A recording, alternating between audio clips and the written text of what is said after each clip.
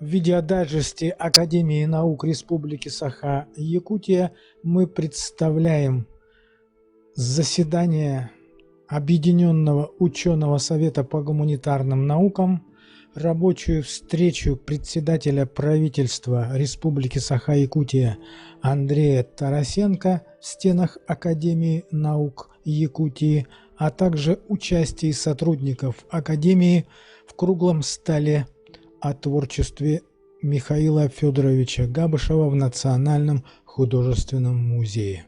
На прошлой неделе состоялся Объединенный ученый совет по гуманитарным наукам, на котором был заслушан доклад главного научного сотрудника Института гуманитарных исследований и проблем малочисленных народов Севера Андриана Афанасьевича Борисова на тему «Важнейшие вопросы ранней истории якутов». Предложенный термин имеет большую степень условности в том смысле, что он зависит от самого хода продолжающихся исследований в данной области.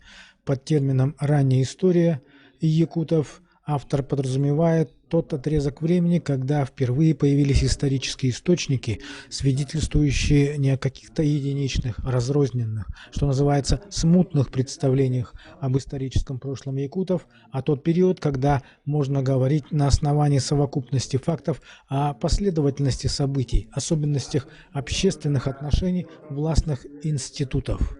Этот период приходится на конец XVI – начало XVIII веков. Источники требуют новой интерпретации в свете новейших достижений теории. Важное направление занимает публикация письменных источников, сосредоточенных в центральных архивах. Я сегодня затронул только лишь наиболее важные проблемы, которые стояли раньше в историографии, которые сейчас требуют продолжения, а некоторые проблемы совсем новые, как говорится, я в самом начале своего доклада сказал, что особенно за последние десятилетия у нас, к сожалению, интерес, внимание к этой проблематике ослаб. То есть нет таких крупных специальных исследований, программ, проектов. А между тем, эта тематика, она является очень важной с той точки зрения, что действительно это была ранняя история якутов, когда она попала именно в письменные документы, когда можно говорить уже о более таких близких к современности проблем. С сыновьями, с невестками, с внуками, старшими живут в натуральном хозяйстве. А эти документы, русские документы, я подчеркиваю, которые объективны, какой смысл что-то не то писать в 17 веке о якутах, они показывают, что нет, эти представления наши, они нуждаются в большом уточнении. Считайте, это рабочий поселок, посад, у скотоводов это рабочий поселок. Там, кузнечное дело, там и горшочное дело, и гончарное. Я после нескольких замечаний хочу все-таки закончить комплиментарно свою речь. Андрей Афанасьевич вообще в последнее время сделал важнейшее, я бы сказал, открытие. Очень важное в истории Якутии открытие. Он долго-долго, проживая в Москве и роясь в архивах, в скорописях, нашел документы, которые составлены русскими землепроходцами, теми, которые первыми здесь появились. И они пишут о том, что у русских были, у якутов, когда они сюда на Среднюю Лену прибыли, у них были свои, они их называют по-разному. Называют острожки, маленький острог, или городки называют. То есть маленький город, обнесенный тыновой стеной и подготовленный к осаде, потому что имеет ров и так далее. Поэтому чуть-чуть Андрей Афанасьевич задел тогда, когда показывал нам слайд «Фортификация якутов». А что значит крепосты или городки, обнесенные стеной? Это значит, что это начинается такое регулярное поселкование, регулярное городское строительство и городское житие. Мы-то к какому стереотипу привыкли? Мы привыкли к тому, что якуты жили по Аласу. Это были фермеры. В Академии наук Республики Саха-Якутия состоялась рабочая встреча председателя правительства Республики Саха-Якутия Андрея Тарасенко и министра образования и науки Республики Ирины Любимовой с исполняющим обязанности президента Академии наук Леонидом Владимировым.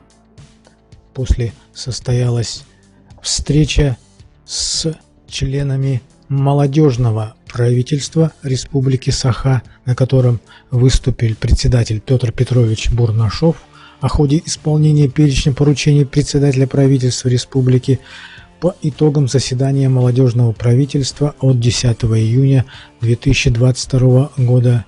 Была информация Александры Никифоровой о проекте субсидирования муниципальных промышленных парков в сельской местности Республики Саха-Якутия, а также Екатерины Нестеровой о проекте «Грантовый конкурс для школьников Республики Саха-Якутия», а также другие выступления. Предлагаем короткий репортаж. Докторами наук, профессорами. Да. Поэтому давайте послушаем нашу молодежь. В первую очередь, образовательный проект «Передвижной учебно-исследовательский комбинат» совместно с Министерством образования, науки и госзанятости, создание молодежных администраций в каждом муниципальном образовании в Якутии совместно с ДЕП-МСУ, АГИП, проект в сфере подготовки кадров «Открытый опыт» совместно с Департаментом кадровой политики. Также ряд проектов, приуроченных к столетию Якутии. Это творческий проект «Билеты Якутии» совместно с Минтрансом и с Минкультуры. Такой день, что мы встречаем членов нашего правительства, председателя правительства и молодых людей, молодое наше молодежное правительство. И в этом здании раньше был ректорат университета. С вашим посещением, наверное, вот такое нынешнее непростое время, время научно-технологическое. Мы должны заняться интенсивным импортозамещением. Президент страны четко поставил задачи и особенно ратифицировал 1 сентября свои поручения, где указано направление, вектор развития научно-технологическое. Именно хорошо, что вы сегодня начинаете отсюда. Наверное, такой вектор научно-технологического развития нашего региона даст тон. У нас же НОЦ 5 субъектов, все объединены. НОЦ Север у нас здесь, это Арктика, арктическая часть, это Дальний Восток.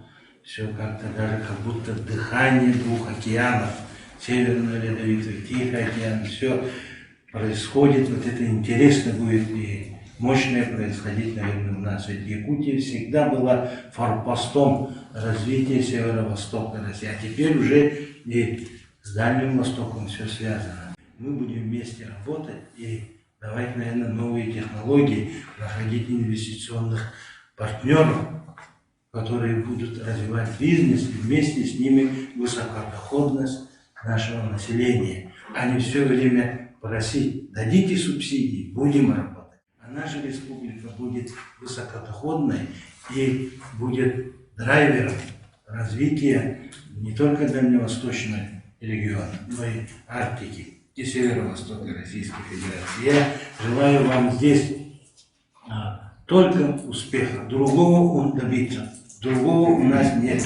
Ни выбора, ничего. Только идти вперед и побеждать. И это, я думаю, сделаете, потому что по повестке докладов, да, очень интересные доклады. И это, конечно, субсидирование, развитие технопарков, селей и так далее. Такого направления, это, конечно, но если есть там современное производство и тому подобное, очень хорошо.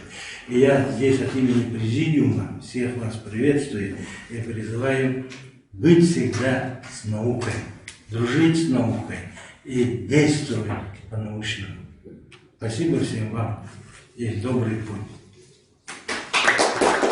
наш состав является членами общественных советов и коллегий исполнительных органов госвласти республики, команда молодежной республики. Мы верим и надеемся, что наши инициативы, превращаясь в конкретный проект, помогают всем жителям и молодежи Якутии. Направлены на создание муниципальных промышленных парков. Сразу хочу сказать, что на примере данного района рассказываю так, как более непонятно так будет, а так предлагаю именно на конкурсной основе рассматривать муниципальные районы. В проекте выступает как идейный вдохновитель, куратор и консультант в упаковке проектов. Личность этой молодежи. То есть один из фрагментов, мы же, видите, вот хотим сегодня создать, к примеру, рыборазводный завод. Мы не можем его создать, потому что у нас нет тут специалистов. А потребность огромная, уже и деньги выделены, и все остальное. Или вот кожевное производство сегодня. Даже турки нам предложили все станки, все полностью, говорят, пожалуйста, готовы запустить переработку кожи. Все кожи. У нас кожа мы первое место занимаем по лошадям в Российской Федерации, по выращиванию. И там второе, третье место по остальным, по виневозу там, и так далее, очень много скота у нас. Шкуру много. А шкуру мы не обрабатываем.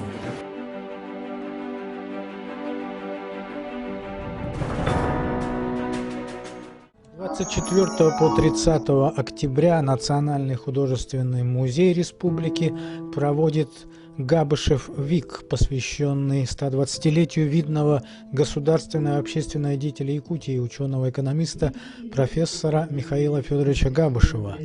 Два ярких символических полюса смогла своим творчеством объединить эта легендарная личность. Им создана фундаментальная настольная книга для ученых-коневодов республики и страны, собрана уникальная коллекция западноевропейской живописи, подаренная родной республике семьей профессора, и трудно сказать, что сегодня из сделанного им важнее. Предлагаем репортаж о данном событии, в котором приняли участие представители Академии наук Республики Саха-Якутия. Серый – это современник Рафаэля, художник не менее высокого, так сказать, класса. Раньше мрачный, как говорили его современники, по его характеру, по его поведению, но живопись его, посмотрите, какая лучезарная. Это как бы прославление матери. Мы видим прекрасный пейзаж, вписанный в треугольник фигуры, это как бы такое золотое сечение эпохи Возрождения. Пусть ваша семья процветает и дальше, и я думаю, что дружба наша, эти встречи, они будут продолжаться и в следующие, как говорится, десятилетия, столетия, и далее, и далее, и далее. Спасибо большое.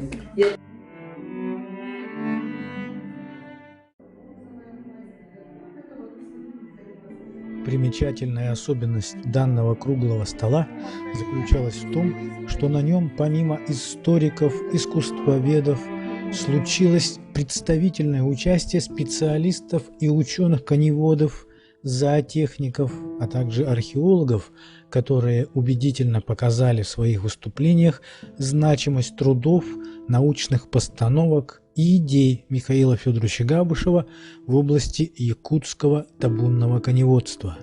Так, в интересном выступлении представителя Объединенного Саха-музея имени Ярославского Василия Васильевича Попова раскрываются новые убедительные факты, доказывающие утверждение Михаила Габышева об аборигенном происхождении некоторых лошадей в Якутии.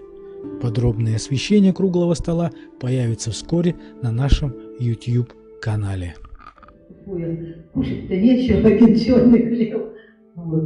Ну, как он говорит, тайна вот этого раскрылась. Михаил Федорович пошел в свою дальнюю комнату и принес картину Мадонна, молящаяся Мадонна, там с той стороны висит такая в чепце, молящаяся Мадонна, и сказал: жемчужина. То все, что он имел в этот момент, наверное, он все отдал за эту драгоценную картину. Ну, вот такой был человек.